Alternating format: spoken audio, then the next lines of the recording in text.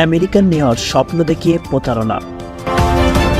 বিস্তারিততে যাওয়ার পূর্বে আপনারা যারা এই চ্যানেলে নতুন, চ্যানেলটি সাবস্ক্রাইব করে কমেন্টের মাধ্যমে আপনার মতামত শেয়ার করুন। ফেসবুকে ভুয়া জলস্পূর্ণ প্রোফাইল তৈরি করে নিঃসঙ্গ নারীদের টার্গেট করে প্রথমে প্রেমের ফাঁদ, পরে বিয়ের প্রলোভন ও সপরিবারে আমেরিকায় নিয়ে যাওয়ার প্রলোভন দেখিয়ে বিপুল পরিমাণ অর্থ আত্মসাৎ করার অভিযোগে সিটিটিসি সূত্রে জানা হয়, একজন সিঙ্গেল মাদার রিয়াজুরে প্রতারণা ও ব্ল্যাকমেইলের শিকার হয়ে ৭০,০০০ টাকা হারিয়ে পৌঁছেছি থানায় একটি মামলা দায়ের করে।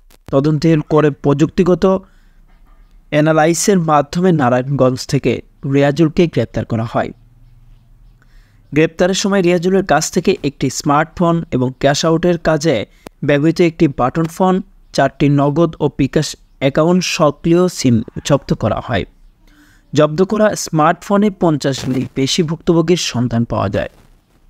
বুধবার ১ মে ডিএমপি মিডিয়া অ্যাড পরিচালক গ্রেপ্তার রিয়াজুল ইসলাম নিলয় চৌধুরী নীল নামে ফেসবুক অ্যাকাউন্ট তৈরি করে সিঙ্গাপুরি প্রতিষ্ঠানের মার্কেটিং ম্যানেজার পরিচয়ে প্রতারণা করতেন।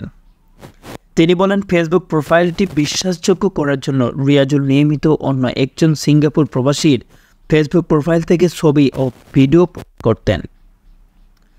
প্রতারক রিয়াজুল ফেসবুকে বিভিন্ন গ্রুপ এবং পেজে নিঃসঙ্গ নারীদের টার্গেট করে মেসেঞ্জারে যোগাযোগ করে প্রথমে প্রেমের ফাঁদ, পরে বিয়ের প্রলোভন ও সপরিবারের সিঙ্গাপুরে নিয়ে যাওয়ার স্বপ্ন দেখতেন।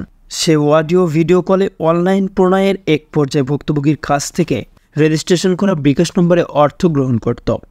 সংবাদের এ পর্যন্তই। পরবর্তী নিউজ আপডেট পেতে আমাদের সাথেই থাকুন।